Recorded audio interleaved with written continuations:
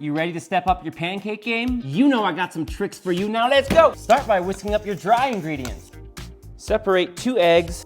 Whip up those egg whites until you got some soft peaks going. Now we'll add our egg yolks to the milk, melted butter, and work it in. Optional, but I'm adding a little vanilla. We'll make a little well in our dry ingredients and pour the wet in the middle. Gently work it together. Tiny bit lumpy is okay. Now we'll fold in half our egg whites, and now the other half. Medium heat pan, drop some batter. About 3 minutes, and flip. Oh yes. Another 2.5, 3 minutes, and it's done. Finish with some maple whipped butter and maple syrup. Yes. Coming in for a taste. My Lord. Incredible texture. These are so good. Well, my friends, you know I love you, and I'm out.